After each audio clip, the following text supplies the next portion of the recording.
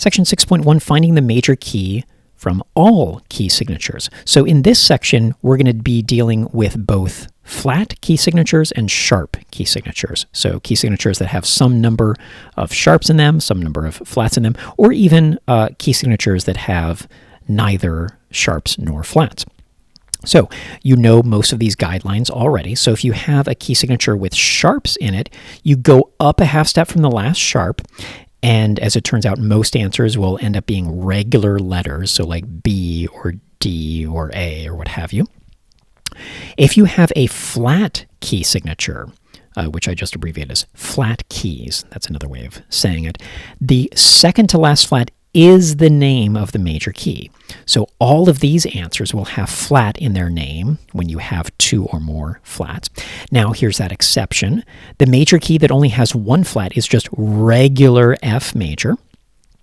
And then one other exception, I guess you could call it, the major key with no sharps or flats. In fact, the very first major key that we covered is C major. It has no black keys involved, so it has no accidentals in its key signature.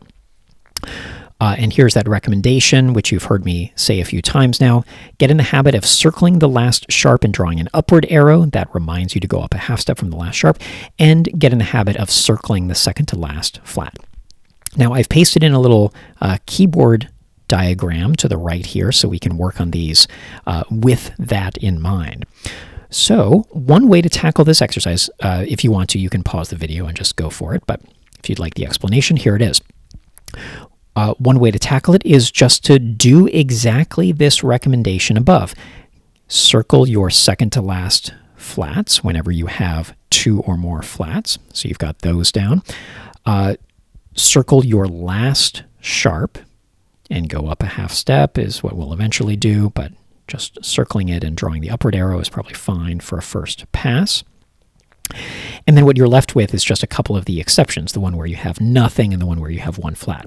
So let's take these one at a time. Here we have circled this particular note. Well, that is an E flat. Remember, that flat symbol represents that it is a flattened note. So E flat is your answer. Here we have an F sharp, right? So here's an F sharp. If you watch over to the right on the piano keyboard, you go up a half step from that. That lands you on the note G. So just regular old G major. Here you have a G sharp. So I'm going to clear the keyboard so we can do this new problem. A G sharp on the piano keyboard is right there. Up a half step lands you on the note A, just regular old A.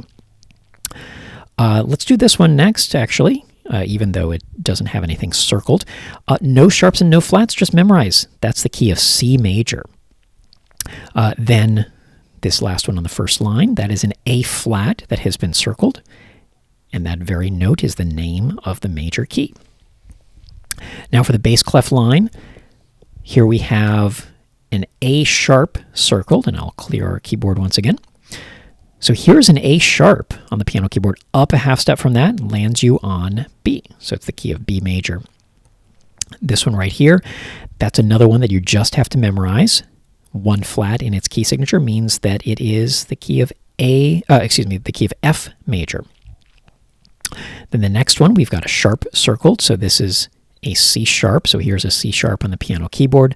Up a half step lands us on D. We have circled D flat, so that indeed is the name of the major key. And then finally, this one's a slightly trickier one.